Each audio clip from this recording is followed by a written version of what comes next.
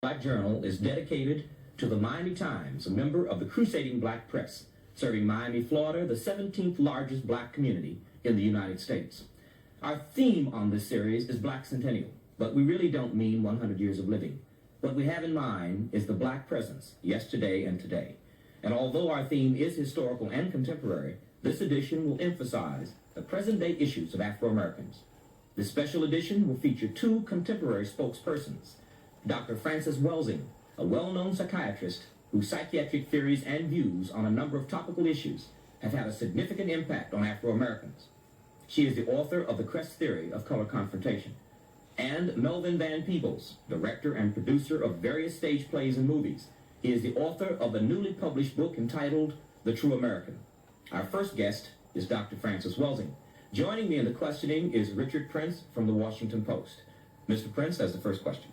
Yes, Dr. Welsing, it's been about a year ago since you were dismissed from Howard University, and at the time I recall you charged that your Crest Theory, which in brief holds that whites are inferior to blacks because of the lack of melanin, was responsible for that dismissal. And I'm wondering whether you still believe that and what proof you have of that. Well, Dick, I do believe it. I was dismissed from Howard, fired from Howard in June 1975.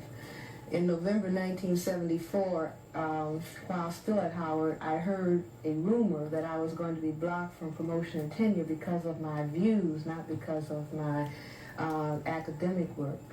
And I went immediately to the Dean of the College of Medicine, Dr. Marion Mann, and I asked him, I said, Dr. Mann, I hear that I am going to be blocked from promotion and tenure because of my views.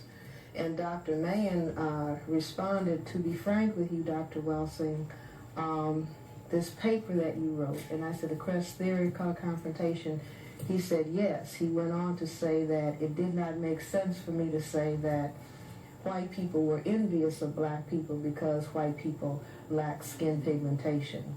And we went on from that point. But let me make one correction. My theory does not say that whites are inferior to blacks. I don't say that. I say that whites feel that they are inferior because they cannot produce skin pigmentation and because their status as, I say, a variant of albinism is genetic recessive to blacks, and they can be genetically annihilated by non-white people, that this is what causes that sense of inadequacy, that they have built a total behavioral system that is a compensation. White supremacy is a compensation for a sense of white genetic inadequacy. I see. One other follow-up on that, and that is, what background in genetics do you have to enable you to document that theory? Well, I'm a medical doctor, and all medical doctors receive or take courses in genetics. And this is very, very basic genetics. And it not only is very basic genetics, this is common lay knowledge. And we hear it, the dominance, the genetic dominance of black over white is heard in the expression, one drop of black blood makes you black. In other words, if you were to relate to a white female, the product of that relationship would be an individual that is identifiable as what is called non-white. They would have something, I mean, the curliness of the hair, the darkness of the skin would make the child look more like you than like the mother. I see. Dr. Welsing, your theory to me seems to infer some innate behavior on the part of a human being because they are, quote, black or white. Would you agree or disagree that the terms black and white are not genetic definitions? And if they are not genetic definitions, then how could your theory be true? Well, wait a minute. When you say genetic definitions, I'm not quite sure what you say, but for the sake of time, the factors that determine whether we're going to have skin pigmentation or whether we lack skin pigmentation is based on genes. In other words, you have genes that determine the quantity of melanin pigment that is going to be produced in your skin, in your eyes, in your hair.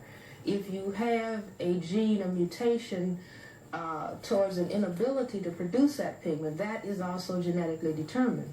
And that is at least within the context of the Western world or the white supremacy culture. The dominant classification of people, not as determined by Frances Welsing, but as determined by white people themselves, is your classification. Either you are white or you were classified as non-white. This is on your birth certificate. This is on every paper of identification that you have. And this focus on skin coloration, I maintain, is based on the awareness on the people who are now in power that they are a minority. The white group represents a minority in the world population. And the color focus is something that is a psychological, I say a psychological necessity based on a genetic reality. So I don't know if this gets to your question. Now, any other thing that one might say that results from the absence of pigment, I mean, that's another discussion. I don't know whether you want to go into Well, that. following that logic, then, would it not be accurate to say that there would be a difference psychologically in light-skinned blacks from dark-skinned blacks? Well, psychologically, yes, and I think that we are all aware of that. Under white supremacy, the conditioning has been the closer you are to white, the more acceptable you are. So that, for example, all of us learned as we were growing up in the black community, if you are black, stay back. If you are brown, stick around. If you are yellow, you're mellow, and if you're white, you're right. And the appreciation of an individual, even within the black group itself, was very often based on the relative absence of skin pigmentation. And even within families, children thought that they were ugly if they were darker. In families, parents have said that to children. Even now, people want to know when a baby is just born in the hospital, some of the first questions that are asked by the black parents about the child or the black family members, is it light skin and does it have straight hair?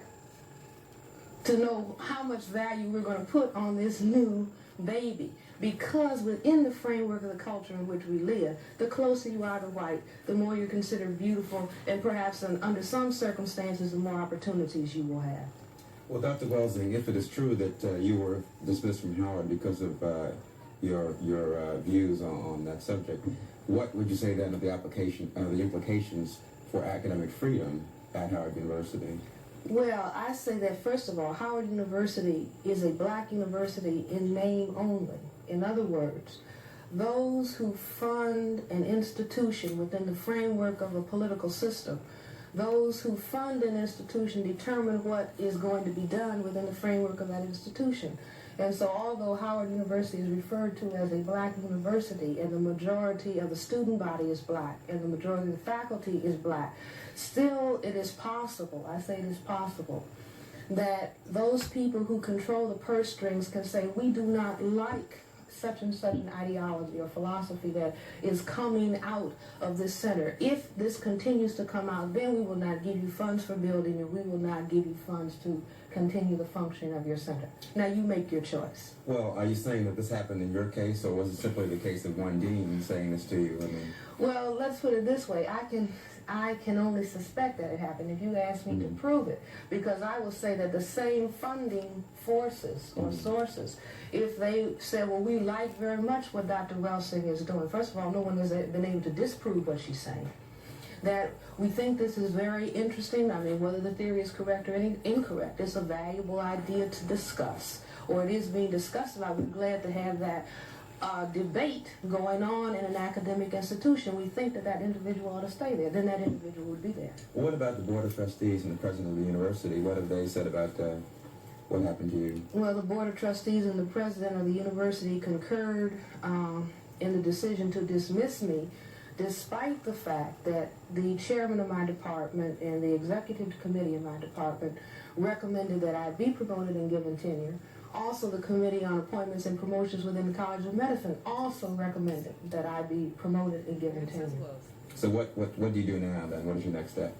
Well, right now we have been involved in several grievance committee hearings, and I have a lawyer, and the university has a lawyer, so I don't know what the outcome of it is going to be. But my charge is that I was removed from the university as a breach of my academic freedom because the discussion centered around the paper that I wrote, and that someone disagreed, namely the dean. I mean, he's the one who made the statement to me that he disagreed with the content of the theory.